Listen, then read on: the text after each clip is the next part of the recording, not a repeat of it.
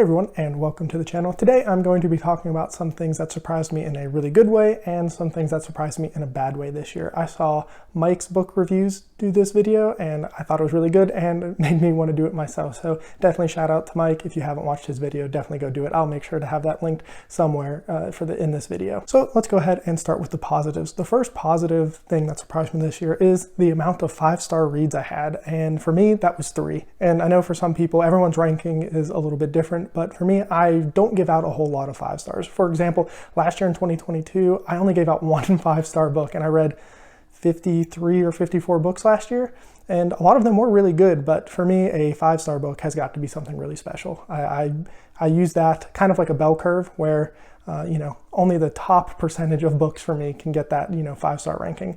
So I was really happy overall that I had that many. I didn't expect it. And actually all 3 of them came in the first half of the year. So not that the second half of the year was bad by any means, but man, the first part of this year was just magical when it came to 5-star reads. I had some, I'd have to go back and check the dates, but I think I had 2 happen almost back to back, which is just crazy for me. I mean, that's just awesome. Next up, let's talk about a series that ended up really blowing me away at the end. So I started reading The Expanse sometime last year, and up until probably the last 3 or so books, I thought it was a really good series. I had enjoyed my time with it. I thought that every book was at worst a really solid read, and then those last 3 books happened. Those last 3 books, in particular book 8 for me, book 8 was just magnificent, absolute perfection. There's like nothing wrong with that book. One of the best books I've ever read. And then the last book was also really good.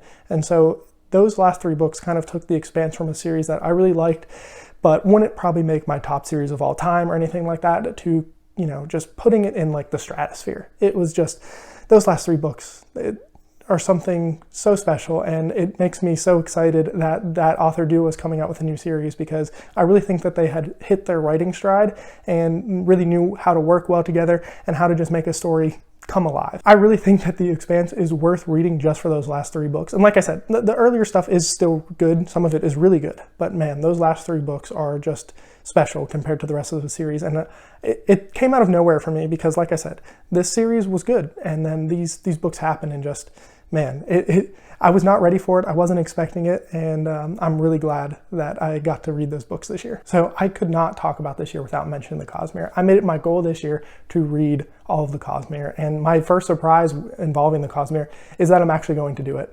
As we sit right now, I'm like 15% of the way through Sunlit Man, and it is early December, so there's no doubt in my mind I will finish that, and that is the last Cosmere book that I need to read.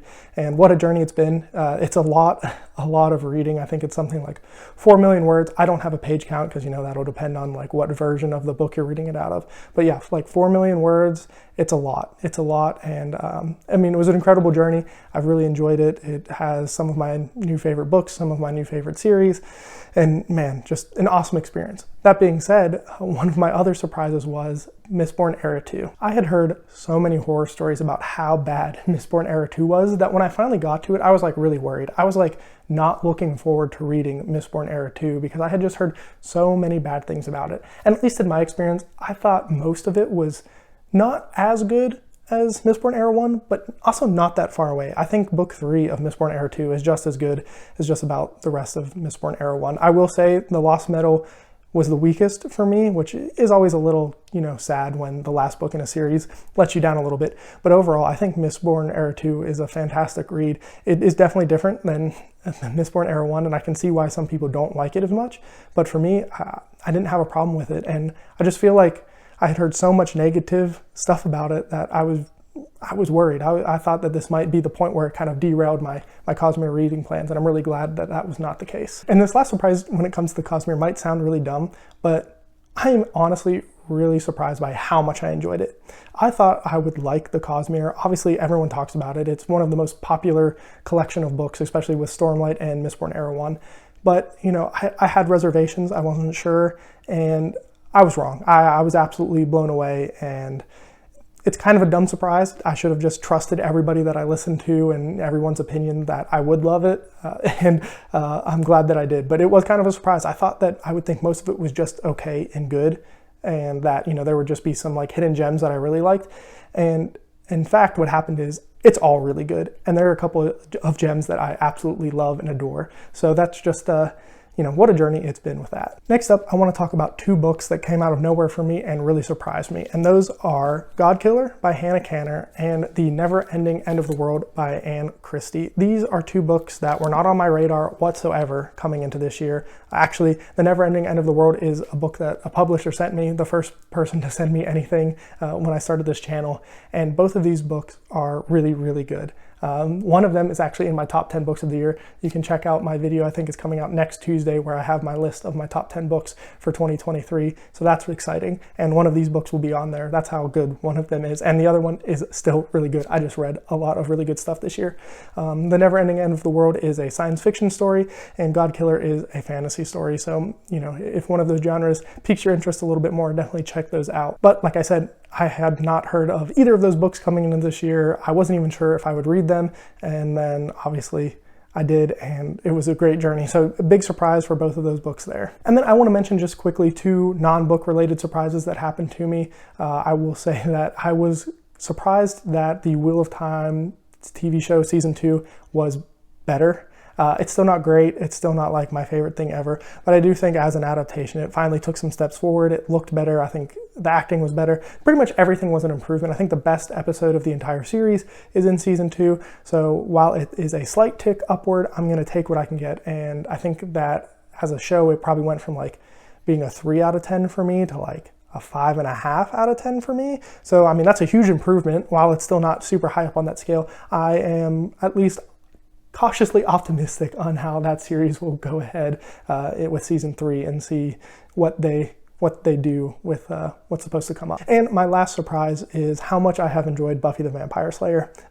This is a series that I had no intention of watching. My girlfriend actually was going to watch it. She asked me if I wanted to watch it with her. I said, no, you can go ahead and watch it. And I ended up sitting and watching the first episode with her. And when the very first episode of it was done, I looked at her and said, well, you can't watch this without me now. And we have slowly been watching through the series. We're in the last 2 seasons now, and we're really looking forward to finishing it. But man, that came so far out of left field. I had heard of Buffy the Vampire Slayer, but had no interest in watching it. Thought it was just kind of some silly TV show that wouldn't interest me, and I could not have been more wrong. So it's been great so far, and it was definitely a huge surprise for me. Okay, now let's go ahead and switch gears, unfortunately, to some of the things that didn't work out for me, kind of surprised me in a bad way. And I'm going to go ahead and start off with the amount of manga I read this year. Was a big surprise. I looked and it's like a quarter of what I have read in past years. And I don't know why. I normally get into the mood to read manga or not, just kind of sporadically. And this year I was just not really in the mood for it. I even tried. There's ongoing long series that I like that I'm reading. There's new things that I tried. I did all kinds of different things. And in general, I didn't have the bug to read it, which is unfortunate because some of my favorite stories come from manga. Berserk is one of the best things I've ever read in any medium whatsoever. And so the fact that, I didn't read a whole lot of it this year was kind of disappointing for me. So maybe next year it'll be something I read a little bit more of. Kind of hope so because I missed some of it, but I wasn't in the mood for it this year, unfortunately. And that surprised me because it's something I have enjoyed so much in the past. And I don't know, maybe I need to really try something way different than what I'm used to reading, or go back to some like things I know I love, maybe a reread of like Naruto or something because I love that series. I don't know, maybe something like that will help spark my love for this medium back. Next up, we have to talk about the best written book I have ever read that I don't like. Gates of Fire was a book that I thought I would love. It's supposed to be about like Sparta and the Battle of 300 that, everybody knows from the movie with all the artistic liberties taken. And I read that book and it is so well done. It is so well written. It's hard to say this, but there's like nothing wrong with that book. I just didn't enjoy it.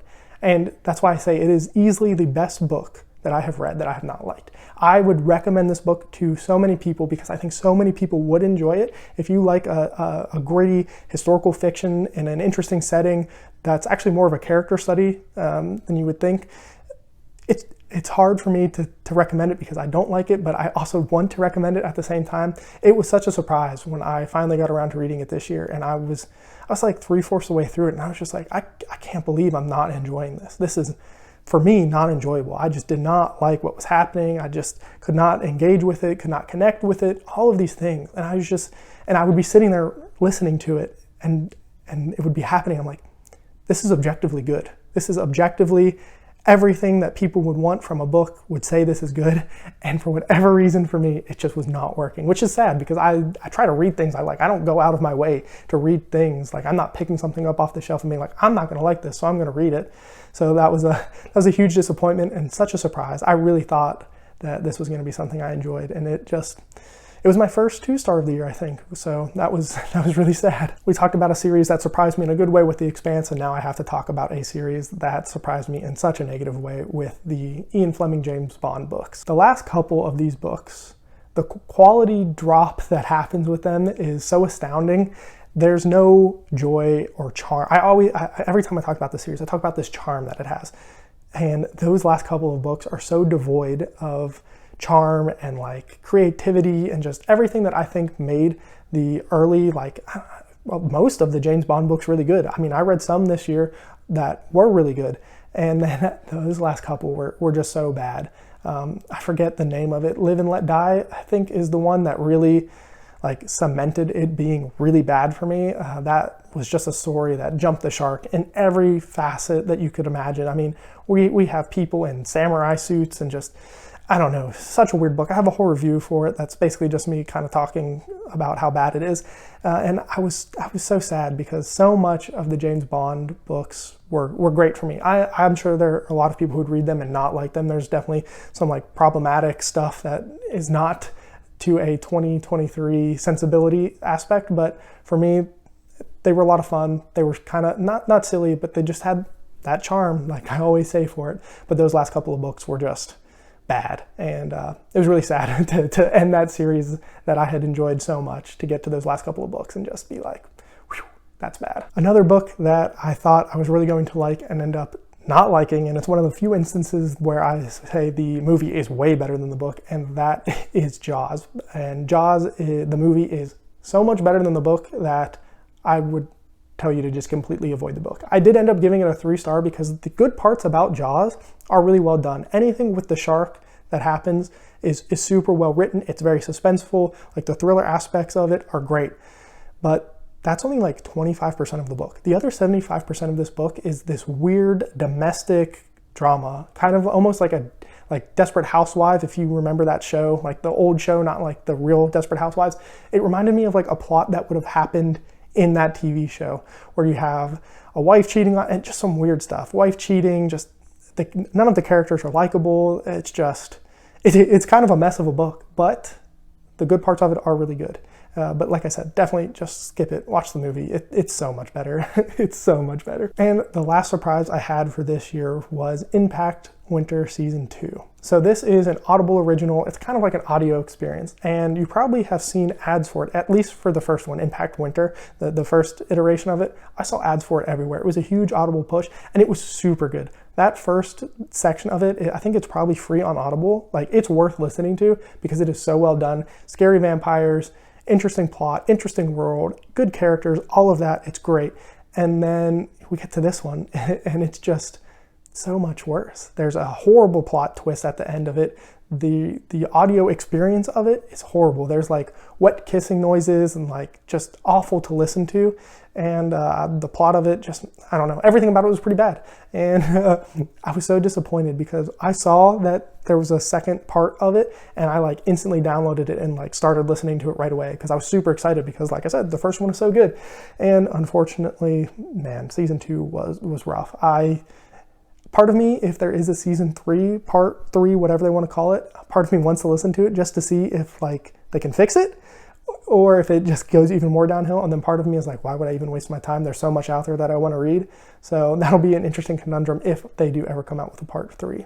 But those are the biggest surprises for me for 2023. Let me know if you have any good ones that happened to you, whether good or bad, down in the comments below. And as always, have a good one.